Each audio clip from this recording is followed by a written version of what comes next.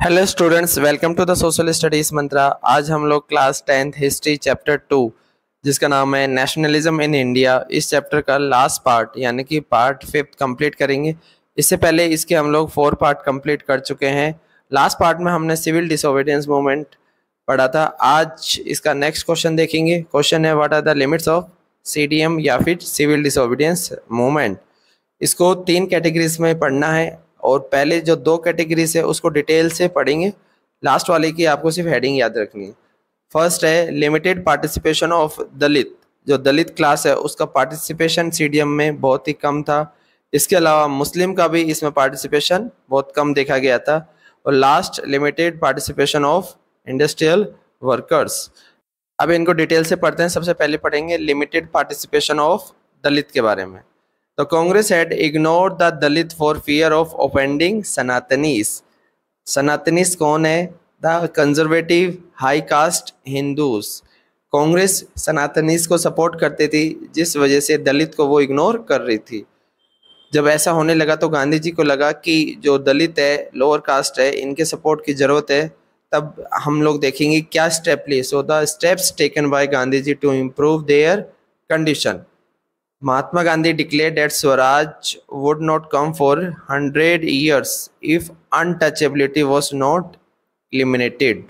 गांधी जी को ऐसा लगता था अगर अनटचेबिलिटी को ख़त्म नहीं किया गया तो हम लोग अगले 100 साल तक भी स्वराज अचीव नहीं कर पाएंगे, यानी कि इंडिया में स्वराज नहीं आ पाएगा। इसलिए अनटचेबिलिटी को ख़त्म करना ज़रूरी है। Next point, he called the untouchable Harijan. इसका मतलब अनटचेबल को हरिजन गांधी जी ने कहा था। हरिजन का मीनिंग होता है द चिल्ड्रन ऑफ गॉड, यानी कि भगवान के बच्चे। सेकेंड पॉइंट कंप्लीट हो गया। Now third point, he organize satyagraha. Gandhi ji ने सत्याग्रह ऑर्गेनाइज किया to secure them entry into temples, ताकि उनको टेम्पल्स में एंट्री मिल सके। इसके अलावा पब्लिक वेल, टैंक, रोड्स और स्कूल्स, हर जगह गांधी जी उनके लिए सत्याग्रह कर रहे थे ताकि उनको एंट्री मिल सके। Next point, he himself clean toilet. Gandhi ji खुद टॉयलेट साफ करते थे ताकि to dignify the work of the बंगीज दैट इज स्वीपर्स, ताकि जो स्वीपर क्लास है उसके जो काम है उसको भी डिग्निटी मिल सके।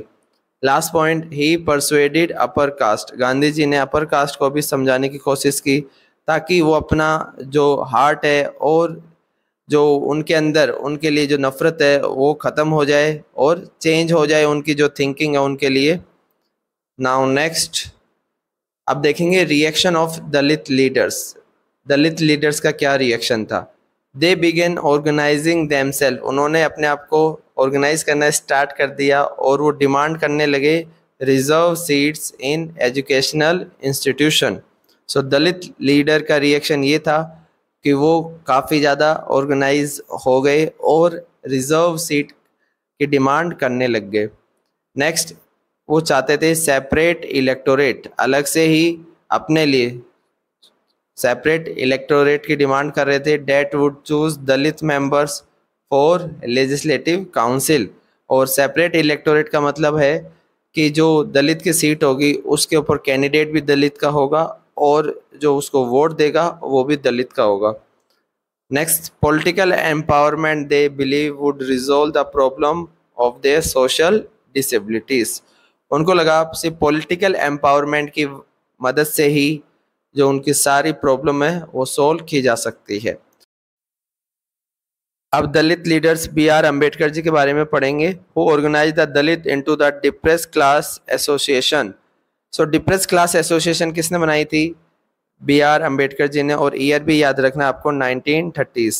Next point, clash with Mahatma Gandhi ji at the second round table conference. और उनका गांधी जी के साथ बहस हो गई थी। जो सेकेंड राउंड टेबल कॉन्फ्रेंस हुई थी कहाँ पे हुई थी? लंदन में। और वो डिमांड कर रहे थे separate electorate for Dalit.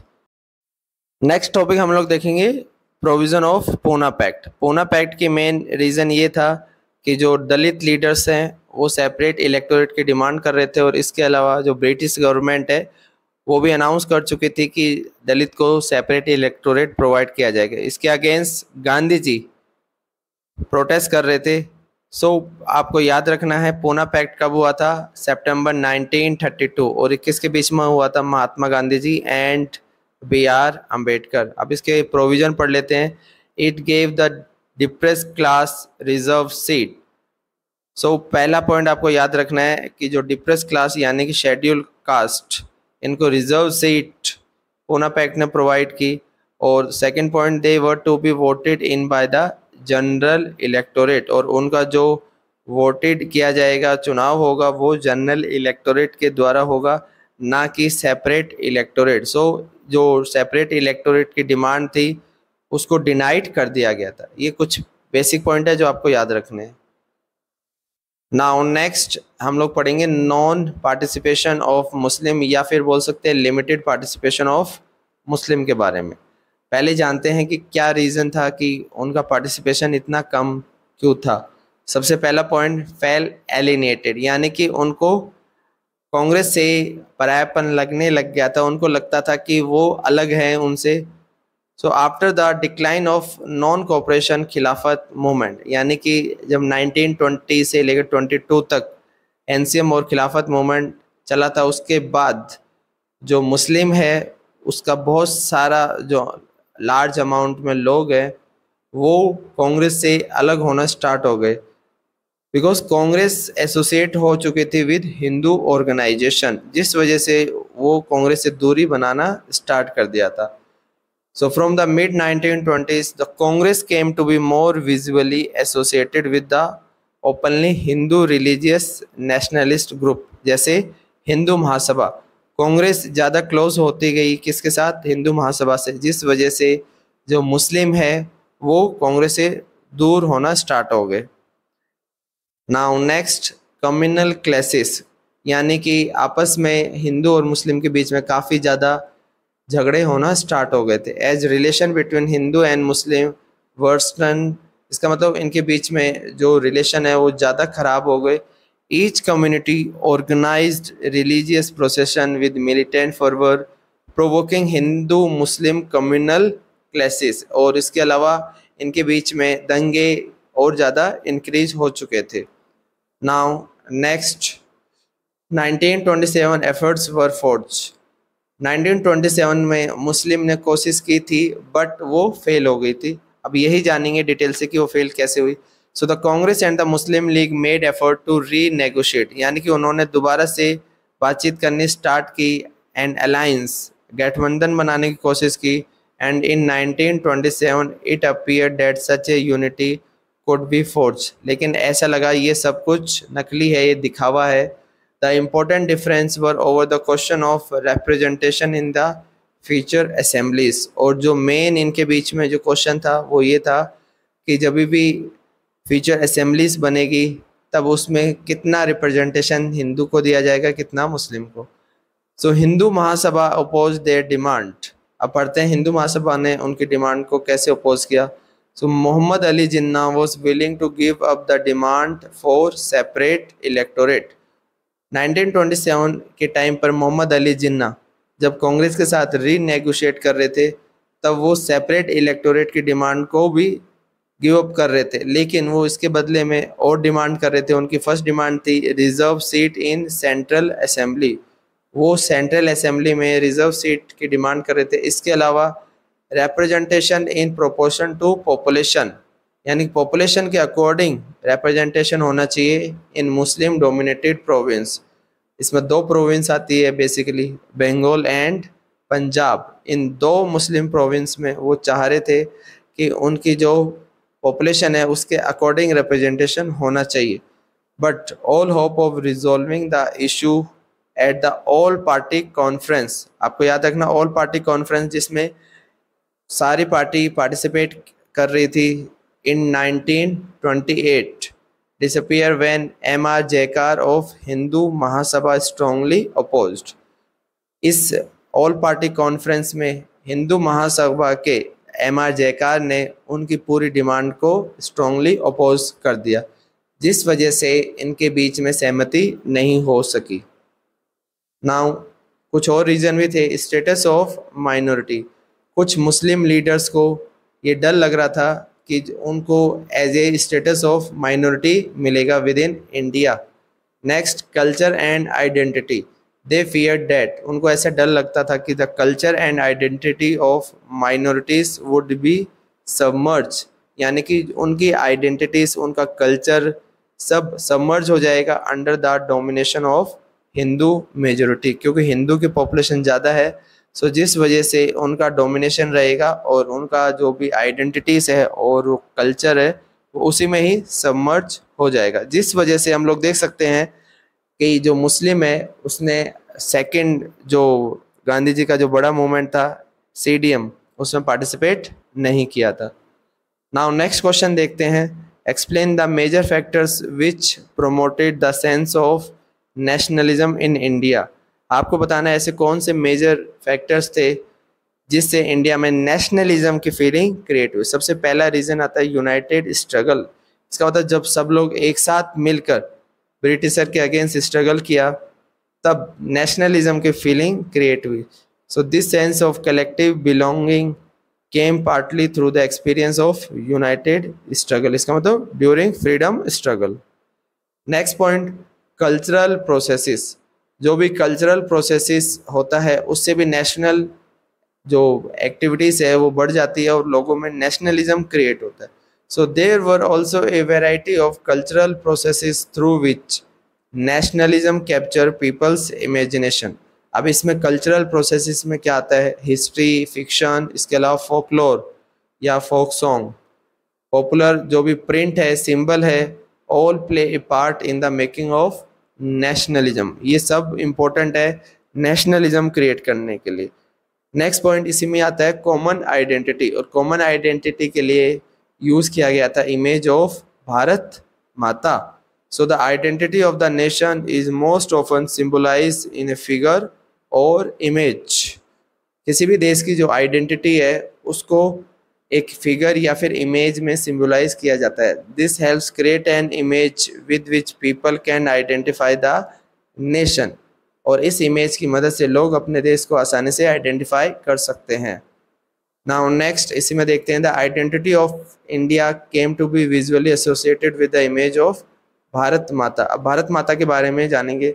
The image was first created by Bankim Chandra Chattopadhyay. आपको याद रखना है सबसे पहले ये इमेज किसके द्वारा क्रिएट की गई थी, Bankim Chandra Chattopadhyay.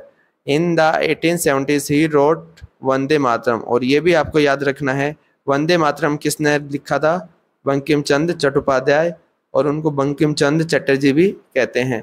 It was included in his novel, और उनके नॉवल का नाम भी याद रखना है आनंद मठ, और आनंद मठ में इसको इंक्लूड कर लिया गया था। And widely sung during the Swadeshi movement 1905 in Bengal. Now next, move by the Swadeshi movement Abanindranath Tagore. आपको इनका भी नाम याद रखना है, Abanindranath Tagore painted his famous image of Bharat Mata. Bharat माता की जो पेंटिंग है वो किसने पेंट की थी, सो अबिंद्रनाथ टैगोर ने की थी। नाउ नेक्स्ट पॉइंट आता है revival of Indian folklore. Indian folklore को दोबारा से रिवाइवल किया गया ताकि लोगों में नेशनलिज्म क्रिएट किया जा सके। Ideas of nationalism also develop through a movement to revive Indian folklore, यानी कि इंडियन पुरानी जो स्टोरीज है उनको लोगों को दोबारा से कलेक्ट किया गया, बताया गया। Nationalist began recording folk tale, और जो भी नेशनलिस्ट है उन्होंने फोक टेल को कलेक्ट करना स्टार्ट किया। संग बाय बार्ड्स, जो बार्ड्स के द्वारा गाए जाते थे। And they tour village to gather folk song and legends, और वो गांव-गांव जाकर फोक सॉन्ग को कलेक्ट करते थे। So this tale they believe gave a true picture of traditional culture, और उनको ये लगता था इसके माध्यम से जो हमारा ट्रेडिशनल कल्चर है उसकी सही तस्वीर लोगों के सामने आती है। So that had been corrupted and damage by outside forces, और इसको ब्रिटिशर के द्वारा करप्ट कर दिया गया था और डैमेज कर दिया गया था क्योंकि वो इसको चेंज करना चाह रहे थे। अब इसमें लीडर आपको याद रखना है रविंद्रनाथ टैगोर जी, और इसके अलावा नतेशा शास्त्री। नतेशा शास्त्री के बारे में और भी आपको याद रखना है। In Madras Natesa Sastri publish a massive 4 volume collection of Tamil folk tale, और उनके तमिल फोक टेल का नाम आपको याद रखना है, the folklore of southern India. So Natesa Sastri का नाम स्पेशली आपको याद रखना है। Next, use of symbol and icon. Symbol और आइकॉन का भी यूज किया जाता था, और सिंबल में specially tricolour flag use किया जाता था। पहले फ्लैग इस तरीके का हुआ करता था ड्यूरिंग 1905 के टाइम पर, जब स्वदेशी मूवमेंट चल रहा था। उसके बाद जो हमारा फ्लैग है वो चेंज हुआ गांधी जी के आने के बाद में। ये यहाँ पर सेंटर पे ये आप ये देख सकते हो चरखे का यहाँ पर सिंबल, और जो प्रेजेंट फॉर्म में ये है जो आफ्टर इंडिपेंडेंस जिसको अडॉप्ट कर लिया गया था। सो इसको पढ़ते हैं, during the Swadeshi movement 1905 in Bengal A try colour flag, जिसका कलर था रेड, ग्रीन एंड येलो। आप देख सकते हैं यहाँ पर ये येलो कलर है, उसके बाद ये व्हाइट कलर हो गया था, वॉज डिजाइन बाय 1921। उसके बाद 1921 में गांधी जी है डिजाइन द स्वराज फ्लैग, फिर गांधी जी ने स्वराज फ्लैग डिजाइन किया। अब हम लोग देखते हैं ग्लोरी ऑफ हिस्ट्री, जो लास्ट रीजन है, री इंटरप्रिटेशन ऑफ हिस्ट्री। उसके बाद बहुत सारे जो हमारे हिस्टोरियन है उन्होंने हिस्ट्री को दोबारा से री इंटरप्रेट किया, दोबारा से लोगों को समझाया, क्योंकि जो ब्रिटिशर है वो उसको गलत तरीके से लोगों तक इसका मीनिंग्स पहुंचा रहे थे। So another means of creating a feeling of nationalism was through री इंटरप्रिटेशन ऑफ हिस्ट्री। और जो दूसरा तरीका था नेशनलिज्म की फीलिंग को क्रिएट करने का वो था reinterpretation of history. Next, Indian began looking into past to discover India's great achievement. Indian अब जो हमारे पास्ट में जितने भी ग्रेट अचीवमेंट है उसको कलेक्ट करने लगे। They wrote about the glorious development in ancient time, और एंशियंट टाइम में हमारा जितना भी अच्छा जो डेवलपमेंट किया था हमने उसको उन्होंने लिखना स्टार्ट किया, चाहे हमारे आर्ट हो, आर्किटेक्चर हो, साइंस, मैथमेटिक्स, रिलीजन, कल्चर या फिर लॉ, फिलोसफी, क्राफ्ट्स, और जो ट्रेड फ्लोरिश कर रहा था, इन सब के बारे में लोगों ने दोबारा से लिखना स्टार्ट किया। और ये मैसेज दिया जा रहा था कि जो हमारा हिस्ट्री है वो काफ़ी ज़्यादा पावरफुल हुआ करती थी, और हम लोग भी काफ़ी पावरफुल कंट्री हुआ करते थे। नाउ नेक्स्ट क्वेश्चन देखते हैं, right A short note on quit India movement के बारे में। ये हमारा लास्ट टॉपिक भी है, वैसे शॉर्ट नोट आपको बताना है क्विट इंडिया मूवमेंट के बारे में। इसको अगस्त क्रांति भी बोला जाता है। इसके कुछ पॉइंट है जो आपको याद रखने। सबसे पहली बात, ये स्टार्ट कब हुआ था? 8 अगस्त 1942 ड्यूरिंग सेकेंड वर्ल्ड वॉर। इसका बेसिक दो रीज़न थे, बिकॉज फर्स्ट रीज़न था फेलियर ऑफ क्रिप्स मिशन, जो इंडिया में कब आया था? 1942 में, क्योंकि जो ब्रिटेन है उनकी जापान से हार हो रही थी तो उनको इंडिया का सपोर्ट चाहिए था, इसलिए क्रिप्स मिशन इंडिया में भेजा गया और वो चाहते थे कि इंडिया का सपोर्ट मिले। और क्रिप्स मिशन को सभी ने रिजेक्ट कर दिया था, चाहे कांग्रेस हो, मुस्लिम लीग हो या फिर हिंदू महासभा हो, बिकॉज ये डोमिनियन स्टेटस प्रोवाइड कर रहा था और इसके बहुत सारे जो प्रोविज़न थे वो बाकियों को पसंद नहीं थे। इसके अलावा सेकेंड रीज़न था effects of world war second. ना कांग्रेस की डिमांड क्या थी? Immediate transfer of power to India and quit India. Congress demand कर रही थी कि जो पावर है इमीडिएटली उनको ट्रांसफ़र कर दी जाए, और ब्रिटिशर को वो चाहते थे कि वो तुरंत इंडिया को छोड़कर चले जाएं। स्लोगन आपको याद रखना है, डू और डाई, जो किसने दिया था? गांधी जी ने।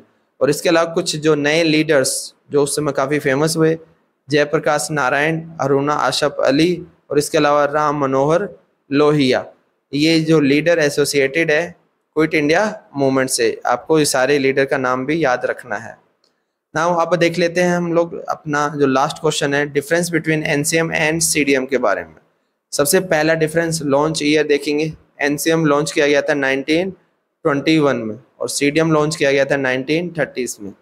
इसके अलावा इसके बेसिक रीजन क्या थे? एनसीएम के basic reason, NCM means non cooperation movement और सीडीएम का मतलब होता है सिविल डिसोबीडियंस मूवमेंट।